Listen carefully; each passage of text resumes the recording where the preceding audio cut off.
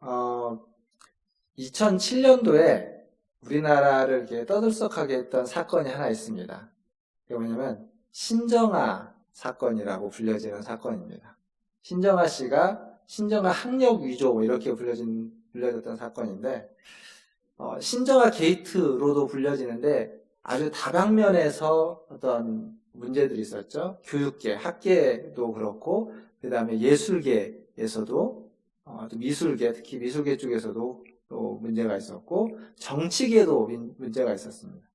근데 이게 가만히 보면 신정아 게이트인데 어떤 문제냐면 다 거짓말, 신정아 씨의 그런 어떤 거짓으로 말미암아서 일어났던 일들입니다. 그래서 거짓말 게이트라고 이야기할 수 있는 문제가 2007년도에 있었습니다. 그 대검찰청에서 발간하는 어느 보고서에 보니까 우리나라의 범죄 통계가 한 10년 정도의 범죄 통계가 나오는데, 이게 갈수록 조금씩 줄어들었습니다. 전체 통계가. 예전에 한 2010년 정도 그 무렵에는 한 해의 범죄가 200만 건 정도, 모든 범죄를 다 토탈해서 200만 건 정도였는데 2018년도에는 170만 건 정도라서 한 30만 건 정도가 줄었습니다. 전반적으로 다 줄었습니다. 이 제3범죄라고 하는 절도나 사기, 이런 식의 이제 다른 사람의 돈을 빼앗는 범죄도 전체가 한 60만 건 정도였는데, 2011년도에 60만 건 정도였는데, 2018년도에는 57만 건 정도로 줄었습니다. 이 제3범죄 중에 절도 범죄가 있고, 사기가 대표적으로 절도와 사기인데, 이 절도 같은 경우는 훨씬 더 많이 줄었습니다. 같은 2011년도에 절도 범죄가 28만 건이었는데 2018년도에는 17만 건으로 줄었습니다. 그러니까 굉장히 많이 준 거죠. 근데 이 사기 범죄만 예외입니다. 사기 범죄는 2011년도에 22만 건이었습니다. 그러니까 절도가 28만 건, 사기가 22만 건 그랬는데, 2018년도에는 절도는 17만 건으로 줄었는데 사기는 27만 건으로 늘었습니다. 그러니까 분명히 11년도에는 절도가 더 많았어요. 한 5만 건 정도 더 많았는데 2018년도에는 사기가 10만 건 이상 많아졌습니다. 늘어난 것도 많이 늘어났지만 전세가 역전되어 버렸죠. 전체 범죄도 줄고 절도나 어떤 다른 어떤 재산 범죄가 다 줄었는데 유일하게 늘어난 유해 범죄가 뭐냐면 사기 관련된 거짓말 범죄입니다. 사기, 위증, 무고 이런 범죄들은 늘어났습니다. 사실 이게 늘어나면서 어느 책을 보니까 이런 책이 있더라고요. 책 제목이 뭐였냐면 우리는 왜 친절한 사람들에게 당하는가. 이게 무슨 내용일 것 같습니까? 이게 사기에 관한 내용입니다. 그래서 어떻게 하면 사기를 예방할 수 있는지, 아주 다양한 사기 범죄들을 쭉 나열해놓고 그것으로부터 우리가 어떻게 하면 우리가 예방하고 우리를 지킬 수 있는지에 관한 책도 있습니다. 상당히 많이 팔렸던 책입니다. 지금도 잘 나가고 있는 책이고요. 그만큼 우리 사회에 이런 사기와 관련된 일들이 많이 일어난다는 이야기겠죠. 반면 이런 책도 있습니다. 일본의 와타루 씨가 쓴 책에 무슨냐면 사람은 8분마다 거짓말을 한다. 8분마다 거짓말을 한다. 오늘 예배 드리는 1시간 동안 거짓말을 한 7, 8번을 하겠네요. 이런 책입니다. 이 책에서는 뭐라고 얘기하냐면 거짓말은 사용하는 방법에 따라 원활한 인간관계를 위한 윤활유가 되어준다. 그러니까 이 책은 거짓말이라는 것이 그렇게 나쁜 것만은 아니다라는 걸 말해주고 있습니다. 그러니까 거짓말을 비난하기보다는 인간관계를 원만하게 하기 위해서, 부드럽게 하기 위해서 거짓말은 필요하다, 사용할 수 있다라는 것을 말해주고 있습니다. 그래서 어떤 사람들은 거짓말은 우리가 세상을 살아가는 처세술이다라고까지 이야기하는 사람들도 있습니다. 또 다른 책이 하나 있습니다. 거짓말의 힘이라는 책입니다. 이제 설교를 준비하면서 보니까 거짓말과 관련된 이런 이야기들이 굉장히 많았습니다. 책도 지금 제가 벌써 여러 가지를 이야기하고 있죠. 거짓말의 힘이라는 책은 무슨 얘기냐면 자연과 모든 동물, 식물은 속임수와 거짓을 기반으로 살아가고 있다라는 얘기를 합니다. 이게 무슨 얘기냐면 동물과 식물은 서로를 사냥하기 위해서 그 상대를 속인다는 겁니다. 그리고 자기의 생존을 위해서 살기 위해서 또 상대를 속이는 겁니다. 드러내놓고 사냥을 하지 않고 몰래 가서 사냥을 하고 또 자기의 보호색 같은 것을 통해서 자기를 보호하는 거죠. 속이는 거죠. 더불어서 이 책에서는 그런 말도 합니다. 사람도 사랑을 하기 위해서는 거짓말이 필요하다라고 말합니다. 생각해 보십시오. 사랑을 하기 위해, 내가 저 사람을 사랑하기 위해서 저 사람에게 거짓말은 하나도 없이 그냥 팩트라고 얘기하죠. 그것만 계속 얘기하면 사랑이 싹틀 수 있을까요? 그러지 않을 겁니다. 감정이라는 것은 거짓이라고 표현할 수 있지만 감정이라는 것은 어떤 팩트하고는 좀 다른 느낌, 팩트하고는 좀 다른 어떤 판단이 가미된 겁니다. 그러니까 그런 의미에서 이런 거짓말들이 존재할 수 있는 거죠. 쉽게 얘기해서 거짓말은 아주 다양한 얼굴을 가지고 있습니다. 어느 것 하나로 규정하기가 굉장히 어렵습니다. 그거에 대한 반응도 평가도 다양하게 나타납니다. 그런데 오늘 우리가 읽었던 성경을 보면 거짓 증거하지 말라라고 아주 단순하게 딱 명령하고 있죠. 과연 이 명령이 그런 이 복잡하고 다양한 거짓말이라고 하는 거짓에 충분한 명령인지 아니면 이것이 이렇게 단순하지 않고 뭔가 이 안에 담겨진 다른 깊은 의미가 있는지 오늘 좀 천천히 살펴보려고 합니다. 말씀을 준비하다 보니까 이게 거짓말이 다양한 것처럼 성경에서도 굉장히 다양하게 다루고 있습니다. 그래서 오늘 한 번으로 설교를 마치지 않고 다음 주까지 이 9번째 계명을 좀 나눠서 이야기를 하려고 합니다. 먼저 지난 앞의 계명들처럼 이 본문이 말해주고 있는 의미를 좀 더 분명하게 하면 좋겠습니다. 출애굽기 20장 16절에 이렇게 적혀있죠. 내 이웃에 대하여 거짓 증거하지 말라라고 되어 있습니다. 신명기 5장 20절에도 같은 말씀이 있는데 거의 똑같은 말씀입니다. 근데 이 거짓 증거라고 번역된 부분이 사실은 성경에 있는 원래 원문이라고 하는 것에 대한 약간의 의역입니다. 직역으로 이야기하면 거짓 증거가 아니라 거짓 증언이라고 해야 맞습니다. 거짓이라는 명사와 증언이 아니라 증인이라는 어떤 명사가 같이 나열되어 있습니다. 예, 거짓 증거 혹은 거짓 증언과 거짓 증인은 다른 이야기입니다. 거짓 증인, 사람이 말해야 하는 것이긴 하죠. 그러나 사람과 말은 다른 얘기입니다. 사실 우리는 9계명 하면은 9번째 계명 하면은 거짓말을 하지 말라라고 하는 말에 초점을 맞춰가지고 이야기하고 생각해 왔습니다. 그런데 이 출애굽기 20장 16절은 원래 말보다는 사람의 초점이 맞춰져 있는 겁니다. 거짓말이 아닌 거짓말을 하는 사람, 거짓의 사람이 되지 말라라는 것이 더 중요한 겁니다. 사실 이 얘기는 8계명, 그리고 7계명, 6계명, 살인하지 말라, 간음하지 말라, 도둑질하지 말라에도 다 적용되는 이야기입니다. 거기에서도 도둑질이라는 행위 자체가 중요한 것이 아니라 사람이 중요했습니다. 살인도 사람이 중요했다는 것을 이야기하는 거죠. 간음도 간음이라는 행위보다는 그 사람, 그 가정이 훨씬 더 중요하다는 겁니다. 성경은 계속 사람이 중요하다는 얘기를 하고 있는 겁니다. 우리는 하나님의 백성으로 부름받은 사람입니다. 그렇죠? 저와 여러분 모두가 다 하나님의 백성으로 부름받았습니다. 그런데 원래 우리는 하나님의 백성이 아니었죠. 원래 우리는 죄 아래, 율법 아래 있었습니다. 성경에 보면 로마서나 이런 곳에 보면 거짓의 아비인 마귀의 자녀들이라는 표현이 있습니다. 즉 우리는 거짓의 자녀들이었습니다. 원래 우리의 모습입니다. 그런데 그런 우리를 예수 그리스도께서 씻겨주시고 하나님의 자녀 삼아 주심으로 거짓의 자녀가 아닌 이제 의의 자녀, 하나님의 자녀로 우리가 바뀐 겁니다.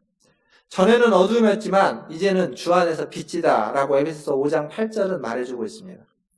그러니까 우리의 행위, 우리의 거짓말이라고 하는 이런 행위에 초점을 맞추고 있는 것이 아니라 그것이 문제가 아니라 우리의 신분, 우리의 본질, 우리가 어떤 존재냐가 성경은 이야기하고 있습니다. 그게 더 중요하다는 거죠. 그럼에도 불구하고 우리가 하나님의 자녀가 되고 빛의 자녀가 되고 의인이 되고 존재가 변화되었다고 해서 우리의 행위가 일순간에 달라지진 않습니다. 갑자기 우리의 행위가 선해지거나 갑자기 우리가 안 하던 어떤 의로운 일을 하는 사람으로 한순간에 바뀌어지지는 않는다는 사실입니다. 불교에 보면 돈점 논쟁이라는 게 있습니다. 불교에 보면 이게 한 30년? 불교 글들을 찾아보니까 한 30년 정도 되는 논쟁인데, 이 논쟁이 뭐냐면, 우리가 이제 아는 두 스님이 등장합니다. 조계종의 진울 스님하고 해인사의 성철 스님, 이 두 분 사이의 논쟁인데, 진울 스님은 도노점수라는 말을 하면서 한 번 깨우침을 얻은 사람이라 할지라도 점진적으로 어떤 그의 삶이 수행을 통해서 악에서 벗어나야 된다라고 주장했습니다. 반면 이 해인사의 성철 스님은 도노돈점이라고 해서, 도노돈수라고 해서 한 번 깨우침을 얻으면 그 한 번의 깨우침으로 말미암아서 악에서 한 번에 벗어날 수 있다라고 주장했습니다. 두 논쟁이 지난 30년간의 논쟁이고 지금도 여전히 하고 있는 불교계의 논쟁입니다. 그런데 이런 논쟁이 기독교 안에서도 오랫동안 있어 왔습니다. 그런데 기독교 안에서 있는 이 논쟁은 사실 이미 정리가 된 논쟁입니다. 어떤 식으로 정리가 됐냐면, 예수를 믿고 구원을 받으면 모든 죄로부터 자유함을 얻는다. 그래서 더 이상 죄를 짓지 않는 악에서부터 완전히 자유가 돼서 더 이상 악을 행하지 않는다 라고 하는 주장은 구원파의 이단의 주장입니다. 구원파는 한 번 구원을 받으면 그 사람의 그 이후의 모든 행동은 죄와 상관이 없는 행동입니다. 그래서 나쁜 짓을 해도, 구원파가 나쁜 짓을 한다는 얘기가 아니라 그들의 교리 자체가 악을 행해도 그게 악이 아닌 것이 되어버리는 거죠. 근데 그것을 기독교는 오래전에 이단으로 정리해 놨습니다.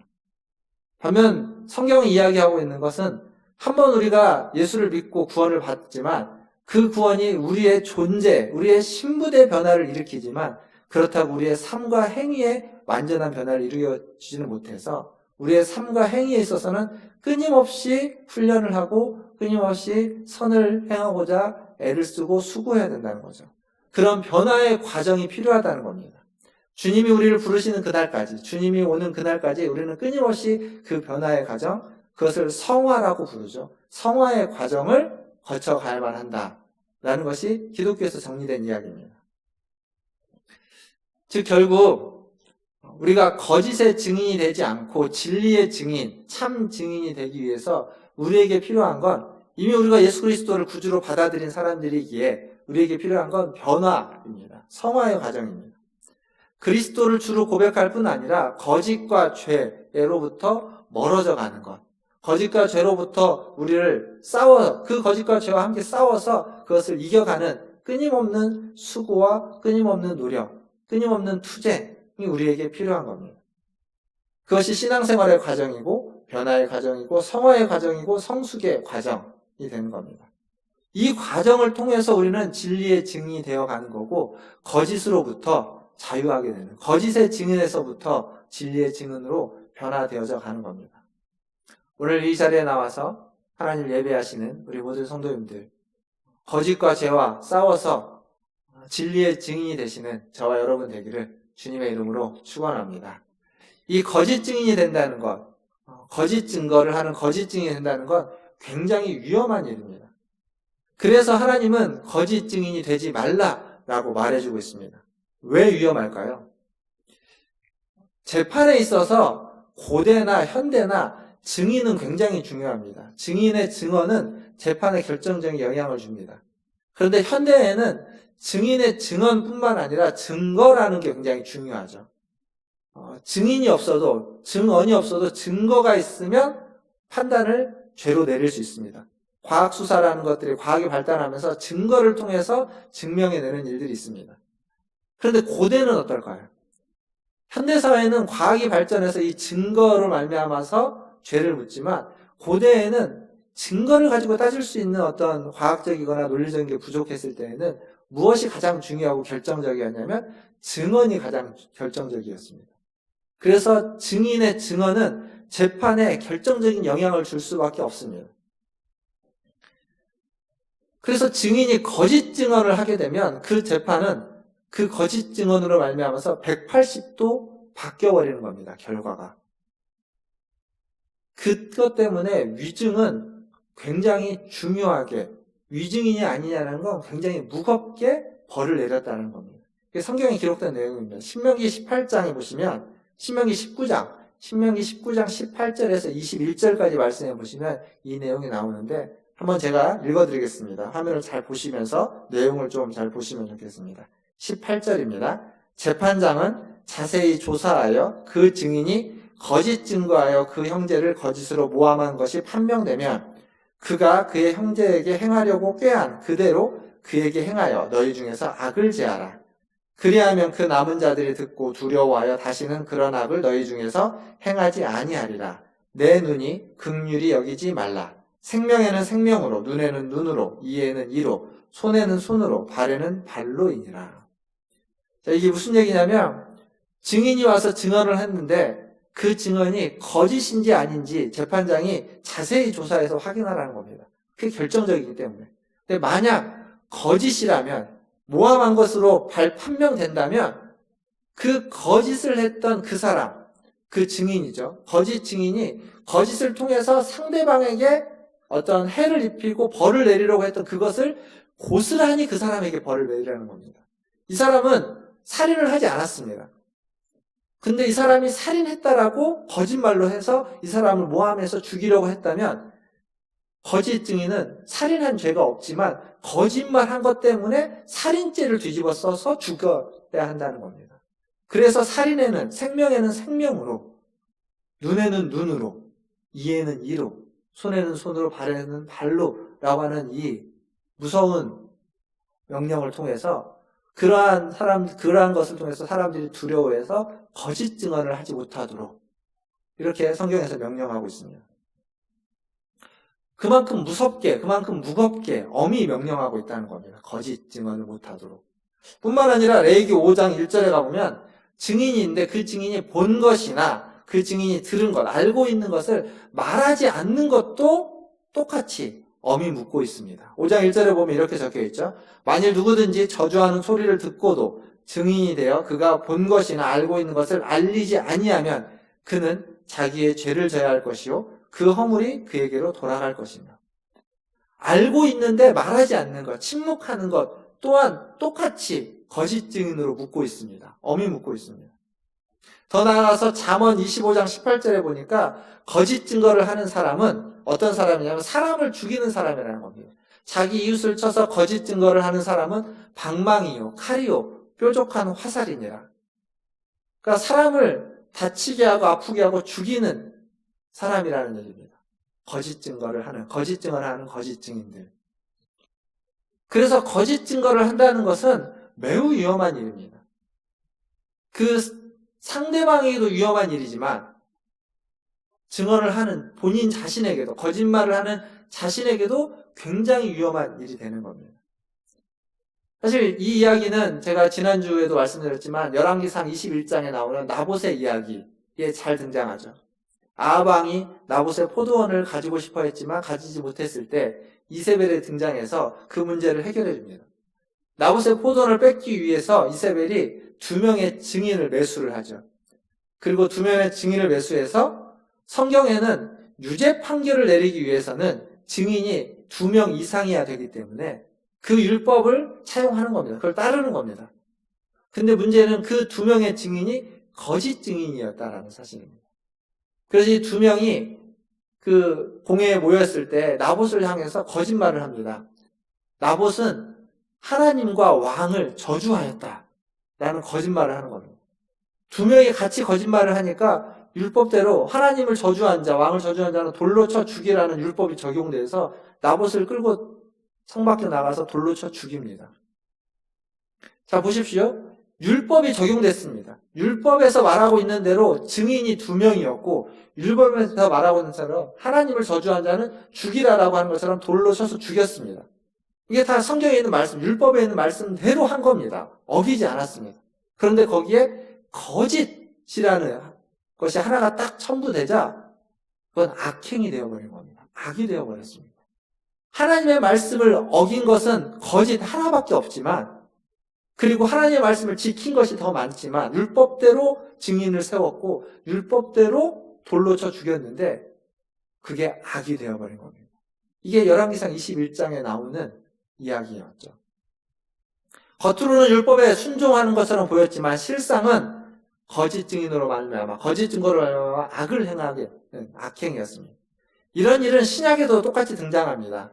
신약에도 예수님이 십자가에 달려 죽기 전에 예수님을 붙잡았을 때 그 종교 지도자들이 바리새인과 제사장들이 예수님을 붙잡았고 예수님을 재판할 때 가장 먼저 누가 등장하냐면 거짓 증인들이 등장합니다. 그래서 예수님에 대해서 거짓 증언들을 쏟아놓습니다. 근데 성경은 그걸 재밌게 묘사합니다. 그 거짓 증언만으로 예수님이 잡히지 않습니다. 왜냐하면 거짓 증언들이 서로 이렇게 달라가지고 맞지 않는 겁니다. 그걸로 예수님을 올가매지 못하자 그 제사장들이 예수님을 무엇으로 올가매냐면 신성모독이라고 하나님을 모독했다라고 하는 신성모독으로 예수님을 올가매고 그것으로 사형을 그들 스스로 언도합니다. 그들이 그걸 집행할 수 없었기 때문에 빌라도에게 예수님을 끌고 가게 되는 거죠. 그러니까 지금 이 신약에서 예수님도 사실은 나봇이 죽은 것과 똑같은 거짓으로 말미암았어요. 예수님은 신성모독을 한 적이 없습니다. 그것 자체가 거짓입니다. 근데 그 거짓으로 말미암아 예수님은 십자가에 달려 죽는 내 몰리게 되는 거죠. 이렇게 거짓 증언은 한 사람의 재산과 명예 그리고 생명을 빼앗아가 버립니다. 그만큼 위험한 겁니다. 거짓 증언을 한 사람도 결국 자기가 그것이 거짓 증언이었다면 그것이 밝혀지는 그때에는 자기가 빼앗고자 했던 그 사람의 생명과 재산과 모든 것들처럼 똑같이 자기도 빼앗겨 버리게 되는, 잃게 되어버리는 우리를 범하게 되는 겁니다. 그래서 거짓 증언 자체는 매우 위험한 일이기에 하나님은 거짓 증거를 하지 말라라고 십계명에서 누구를 위해서? 우리를 위해서 말해주고 있는 명령이 되는 겁니다. 근데 아무리 이렇게 엄히 명해도요, 무섭게 얘기해도요, 이게 잘 사라지지 않습니다. 왜 그럴까요? 이 거짓이라는 건요, 우리가 일상생활에서 거짓은 노골적으로 거짓말을 하는 경우는 극히 드뭅니다. 아까 맨 처음에 우리 말씀 시작하면서 맨 처음에 그 책을 이야기하지 않았습니까? 무슨 얘기냐면 우리는 왜 친절한 사람에게 당하는가? 그러니까 거짓말을 말하는 사람이 노골적으로 거짓말을 하지 않습니다. 아주 친절하게, 아주 부드럽게, 아주 가깝게 우리와 함께 있습니다. 우리도 아주 친절한 사람이라 할지라도 거짓말을 하는데 그 거짓말은 은근히 하는 거짓말입니다. 노골적으로 드러내놓고 거짓말하지 않습니다. 은근히 하는 거죠. 누가 봐도 그건 딱 거짓말 같은 거짓말, 그런 거짓말은 안 합니다. 그런데 이건 거짓말 같지 않은 거짓말, 진짜인가? 라고 하는 생각을 하게 되는 거짓말이죠. 그러니까 어떤 사실이 있는데 그 사실에 우리가 생각하고는 우리의 판단, 그런데 이게 이제 거짓말이 되어 가는 건 그 사실에 우리의 어떤 열등감이라든지 우리의 상처라든지 우리의 아픔이 거기에 이렇게 결부되어 버리면 그 사실이 약간 왜곡됩니다. 약간 비틀어지고 약간 다른 방향을 갖게 되는 거죠. 이상하게 표현됩니다. 내가 들었던 사실은 그냥 팩트는 딱 이건데 그것이 나에게서 약간 은근한 거짓말로 다른 사람 나갈 때는 표현 자체와 강조점이 달라지게 되는 겁니다. 그렇게 되면 어떻게 되냐면 사람들에게 오해를 낳게 되고 관계가 깨어지고 공동체가 파괴되게 되는 거죠. 이게 거짓말의 위험입니다. 우리 주변에 이런 거짓말들이 많습니다. 가장 요즘 거짓말로 표현되는 가장 대표적인 것들이 있다면 가짜뉴스 같은 것입니다. 가짜뉴스에는요, 사실이 언제나 포함되어 있습니다. 전혀 말도 안 되는 것을 가짜뉴스로 만들지 않습니다. 거기에는 일정 부분의 사실이 있습니다. 그 사실에다가 약간의 왜곡과 축소 혹은 과장과 부풀리기가 덧붙여지면서 그것이 가짜 뉴스가 되어버리는 결과가 이상하게 나가는 겁니다. 그런 가짜 뉴스들이 공동체를 분열시킵니다. 하나 되지 못하게 만들고 서로가 서로를 미워하고 시기하고 비난하게 만들어버리는 겁니다. 이 코로나19와 관련돼서 최근에 등장한 가짜 뉴스 중에 하나, 가짜뉴스 때문에 코로나19에 집단으로 감염됐다는 일들 중에 하나가 뭐냐면 그 성남에 있는 교회 이름이 생각이 안 나는데 그 교회에서 소금물로 이 코로나19가 감염이 막아질 수 있다라고 해서 소금물을 이렇게 뿌리고 또 입으로 가글 하고 그걸 뱉고 이런 일들이 있었다고 하죠. 근데 그 비슷한 얘기가 여전히 돌고 있는 것 같습니다. 제가 아는 어떤 분이 저한테 물어보더라고요. 소금의 농도가, 우리 몸에 있는 소금의 농도가 0.18%인가요? 이 정도 되는데, 0.8%가 되는데, 그게 0.9%로 올라가면 모든 바이러스로부터 우리의 몸이 면역력이 키워진다고 하니까 소금을 많이 먹어야 되는 거 아니냐라고 하는 얘기가 있는데, 이게 맞는 얘기인지 틀린 얘기인지 물어보더라고요. 저도 따로 조사를 안 해봤는데 그 얘기 자체가 그것으로 해결될 문제가 아니라는 거죠. 분명 그게 소금의 농도가 올라가면 소금이 면역 기능이 분명히 있기 때문에 면역력이 올라갈 겁니다. 근데 그게 지금 이 문제에 맞느냐 아니냐 이건 별개의 이야기입니다. 그러니까 팩트라는 게 있고 거기에 약간의 과장과 부풀리기와 왜곡이 함께 해서 전파되고 이게 가짜 뉴스들이죠. 이 가짜 뉴스들이 뭐 사회에도 많지만 교회 안에도 굉장히 많습니다. 보통 카톡으로 전파된다고 하죠. 카톡으로 나눠지는 가짜 뉴스들이 굉장히 많습니다. 그리고 그 안에는 기도 제목이라는 이름으로 전파되고 나눠지기도 합니다. 뭐 기도하는데 뭐가 나쁘냐 이렇게 얘기할 수 있습니다. 어떤 선교지에 대해서 또 어떤 사건에 대해서 기도하기 위해서 기도 제목으로 나눠지고 전파됩니다. 그래도 기도 한 번 더 할 수 있는 건데 그게 굳이 그걸 또 이렇게 나쁘다고 말해야 되느냐라고 말할 수도 있습니다.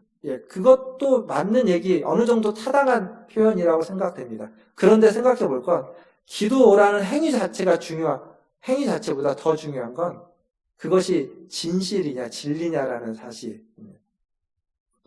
가짜를 가지고 끊임없이 기도하는 거예요. 기도 자체는 귀한 것이지만, 그것이 기독교가 가지고 있는 그리스도의 신앙이라고 하는 것은 진리와 진실의 기반을 두고 있는 겁니다. 가짜의 기반을 둔 신앙의 행위가 중요한 것이 아니라 진실과 진리의 기반을 둔 것이 더 중요하다는 사실입니다. 그래서 가짜뉴스는 우리가 확대 재생산해서는 안 됩니다. 우리 안에 그런 것들이 나에게 온다면 그것이 진리인지 진실인지를 먼저 확인하는 것들이 필요합니다. 약간의 왜곡과 과장은 있을 수 있습니다. 그러나 그것이 전혀 다른 왜곡과 과장으로 나타나고 있다면 그것들은 우리가 단절시켜야 되는 거죠.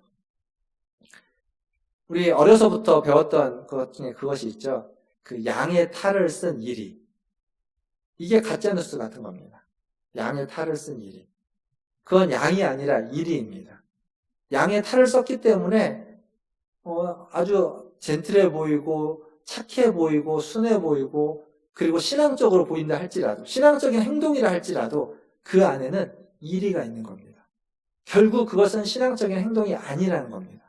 나봇의 포도원 사건에서 율법에 의해서 증인을 세웠고 율법에 의해서 돌로 쳐 죽였고 율법을 지키는 하나님의 일을 한 것 같지만 결국 그것은 사실은 거짓으로 말미암아 악행이었던 것처럼 우리의 신앙적인 행동이 신앙적인 선택과 신앙적인 모습이 거짓으로 말미암아서 그거에 기반을 두고 있다면 그것은 악행이 될 수도 있다라는 사실입니다. 이게 무서운 겁니다. 거짓 증인, 거짓 증거에서 이게 무서운 겁니다. 더 다른 얘기 할지만 그건 이제 다음 주에 할 거기 때문에 오늘은 한 이야기를 하면서 말씀을 마무리 지을까 합니다. 여러분들에게 질문 하나 던지겠습니다. 만약에 삼성생명에서 여러분들에게 찾아와서 광고를, CF를 하나 찍자고 합니다. 찍겠습니까? 안 찍겠습니까? 돈을 주는 겁니다. 무료로 안 합니다. CF는 보통 뭐 몇 억씩 주잖아요. 몇 억이라는 돈을 주고 그냥 여러분의 모습에서 광고를 찍자고 합니다. 아마 안 찍을 분 없겠죠. 근데 광고를 찍는데 광고 찍는 멘트에 이런 멘트가 있습니다. 저도 이 보험에 가입하니까 너무 든든하고 너무 의지가 됩니다. 라는 멘트가 있습니다. 근데 나는 이 보험에 가입을 안 했습니다. 이 멘트를 하겠습니까? 안 하겠습니까? 너무 뻔한 질문이라 대답이 없으신 거죠? 표정이 안 보여요. 마스크하고 있어서 표정이 잘 안 보이는데. 원래 광고는 약간의 과장이 있는 거니까, 그거 멘트 한다고 누가 뭐라고 안 할 겁니다. 그리고 광고 찍고 가입하면 되잖아요. 지금 안 했어도 광고 찍고 가입하면 됩니다. 우리의 선택은 아마 뭐 안 했다면 후자, 아니면 그냥 전자, 그냥 광고하고 끝날지도 모릅니다. 광고는 원래 그런 거니까. 뭐 모든 광고가 다 자기가 써보고 하는 거 아니지 않겠습니까? 그런데 이 똑같은 일이 이것도 어떻게 하다 보니까 2007년도인데요. 2007년도에 실제로 있었습니다. 누구냐면 그냥 유명한 앵커인데 백지연 씨가 어느 보험회사 광고를 찍는데 그 보험회사 광고의 멘트에 그런 멘트가 있었다고 합니다. 저도 이 보험에 가입을 했다는 멘트가.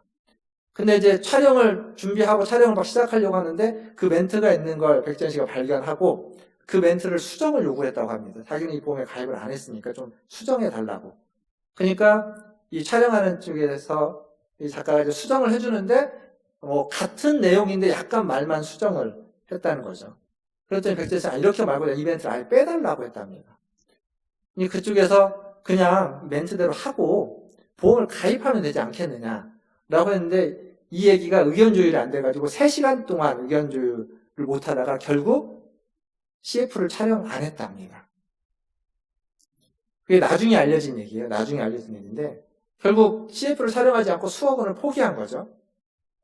나중에 이 일이 알려져서 사람들이 그렇게 물어봤습니다. 주변에 있는 사람들도 그렇고 정말로 그 이유 때문에 광고를 안 찍었냐고. 정말로 그 이유 말고 다른 이유가 없냐고. 다른 이유가 없었다면. 그것 때문에 수억 원을 포기했냐는 거죠. 포기했습니다. 왜 그랬을까요? 그때 당시에 백지연 씨가 진행하는 프로그램 중에 시사 프로그램이 하나 있었습니다. 시사 프로그램 앵커였는데 백지연 씨가 뭐라고 이야기를 했냐면 자기가 시사 프로그램을 진행하는데 시사 프로그램의 바탕은 신뢰라는 거죠. 신뢰. 믿음인데 이 신뢰를 바탕으로 하고 있는 시사 프로그램의 진행자로서 자기가 거짓을 이야기하고 거짓의 광고를 찍을 수가 없었다는 겁니다. 사람들이 바보 같다고 하는데 자기도 가끔 자기가 진짜 바보였나라는 생각을 하기도 한다고 합니다. 이 2007년도에 기사를 찾아보면 나오는 인터뷰 내용입니다. 쉽게 말해서 거짓의 사람이냐 아니면 믿을 수 있는, 신뢰할 수 있는 사람이냐. 말 한마디보다 훨씬 더 중요했던 겁니다. 백지연 씨에게는. 그게 지금 오늘 제가 이야기하고자 하는 내용입니다. 우리가 살고 있는 세상은 거짓으로 가득한 세상입니다. 거짓을 거슬러 살아간다는 거 그렇게 쉬운 일이 아닙니다. 그리고 그런 삶은 바보 같다라고 이야기할 수 있는 삶입니다. 바보처럼 보이는 거죠. 그렇게 살려면 아마 어떤 큰 용기가 필요할지도 모릅니다. 그리고 어떤 투철한 어떤 투쟁 정신이라든지 이념이라든지 가치가 투철해야 될지도 모릅니다. 근데 그것으로 될까요? 그것으로 쉽지 않아요. 이념이 투철하고 가치가 투철해도 그 이념을 추구하는 사람들 안에서 또 거짓이 일어나게 되는 겁니다. 그보다는 거짓의 세대를 거스려서 바보처럼 살 수 있는 사람은 저는 순수한 사람이라고 생각합니다. 시인의 감수성을 가지고 있는 순수한 사람. 윤동주 시인의 그런 시가 있죠. 서시에 잎새에 있는 바람에도 난 괴로워했다. 라는 시가 있어. 또 서정주 씨의 시에는 국화꽃이라는 시에는 그런 거 있죠. 한 송이 국화꽃을 피우기 위해 울고 있는 소쩍새와 울고 있는 천둥 소리. 이런 것들의 감수성을 가지고 있는 사람. 한 초등학교에서 선생님이 세상에는 공짜가 없다라고 이야기를 했다고 합니다. 그런데 그 선생님의 이야기에 한 학생이 시를 썼는데 그 시에 이렇게 대답을 했다고 합니다. 뭐라고 했냐면 그 시에 있는 일부인데 선생님이 뭐라고 말하는 것은 공짜라는 거죠. 말하는 것도 공짜고 하늘 보는 것도 공짜고 나이 드는 것도 공짜고 미소 짓는 것도 공짜고 꿈도 공짜다. 여러 가지가 더 있습니다. 더 있는데 어린아이가 보는 초등학생의 순수함이겠죠. 이런 순수함이 거짓으로 가득 찬 세상에서 바보처럼 살아갈 수 있는 힘, 원동력이라고 생각합니다. 오늘 설교 제목을 원래 어제 오후에는 참 증인이 되라라고 잡았습니다. 그랬다가 말씀 결론을 쓰면서 설교 제목은 순수한 사람이 되라 라고 바꿨습니다. 왜냐하면 참 증인이 되려면 거짓의 사람이 아니라 진리의 사람이 되려면 순수해야 됩니다. 순수하지 않으면 안 됩니다. 약간 바보 같은 사람이라고 할지라도 세상 사람들은 이야기하지만 그럴 만큼 순수할 때 비로소 우리는 거짓을 거스르는 진리의 사람이 될 수 있습니다. 사람들은 바보 같다고 하겠죠. 근데 그게 힘입니다. 그게 변화이고 그게 하나님의 사람들입니다. 거짓과 가까이에서 점점 거짓에 물들어가는, 세상과 가까이 세상에 물들어가는 사람이 아니라 순수하신 하나님과 가까이에서 하나님의 그 순수함에 물들어서 더 순수한 사람이 되어 참 증인이 되는, 거짓의 사람이 아닌 진리의 사람이 되는 저와 여러분 되시기를 주님의 이름으로 축원드립니다. 기도하겠습니다.